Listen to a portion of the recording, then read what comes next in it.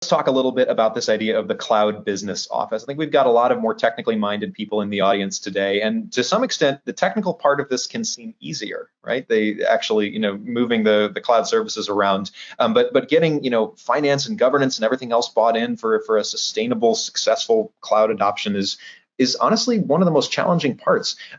Thomas, maybe you can kick us off a little bit on this. What are some recommendations you have for folks who are looking at building out this type of a competency? Well, just let me frame it a little bit and just say, when we talk about transforming the business or transforming the organization, transforming IT is a core component of that, but it really is the whole business, right? So if you are attempting to change something inside of IT, that's great, good on you. But long term, it really has to expand throughout the whole company. And just to give you an example, the company I used to work at, one of them, we did a 2-day agile workshop because it was for everyone. I wanted everyone in the company to think agile, not just IT. Because if you just look at IT optimization, right? Yeah, you can get to 1-week sprints or 2-week sprints or whatever. But if you look at from ideation to delivery, of customer value, that timeline is much, much bigger. So it's about removing all those bottlenecks and all those things that slow you down.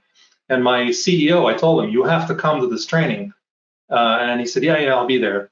And then he didn't come, and his inner circle didn't come. There were 15 people missing. So I went up to him the next day and I said, you just torpedoed my effort because I need you to demonstrate to the whole company that this is important. So we're going to do remedial training for you. We did a separate session for him. We brought the trainer back in and he did it, good for him. So I think it's just really, really important to have that massive step, the overall scope in mind and not just narrowly focus on IT. Jonathan? And on the CLT CBO, we kind of see it as a trifecta, Forrest, and we talk about this in the book. And let me be a little bit more clear. You do need the leadership team to understand the why. And we talk about in the book, in the leadership team chapter, actually what we see the actions that they need to take for success. One of which is allowing the CCOE to form with some of the the most appropriate resources that you have available. What we typically see, though, is there's a whole load of other things that need to happen to scale in that organization, right? So if you break them down, it's we need a leader of the CBO. We need to make sure the CBO isn't keeping the CLT informed. We need to build the team, and this team, actually, the CBO team, now needs what we'd call an OODA loop.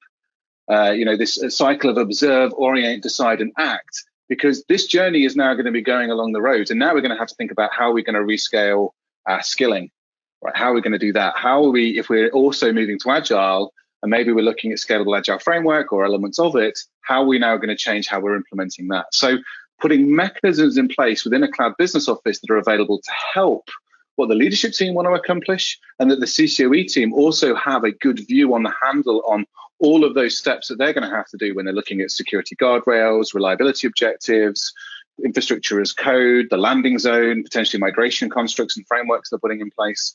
So the cloud business office is there to scale, right? We're now going to scale what's going on. We're going to sort out onboarding if we are bringing on new engineers and developers. We're going to sort out that reskilling. We're going to sort out the project management office. This is what the CBO does at some scale. Maybe you're also looking at organizational change management. The leadership team often are also doing that at the same time. Even job families change massively in this journey. So yeah, there you go. There's a few things. Financial management and cost optimization, of course, is the other one. Yeah, I would say just on that note of the job families changing, the role of your HR person leader is not to be underestimated here, because they're interested in instilling a culture of innovation in the whole business, right? They're interested in making sure that the career paths are appropriately aligned. They want to make sure that people are actually happy with the work that they're doing, and there's a retention question there. So they become a very, very important part of this equation. So I would highly, highly encourage you to bring your HR leader into this cloud business office.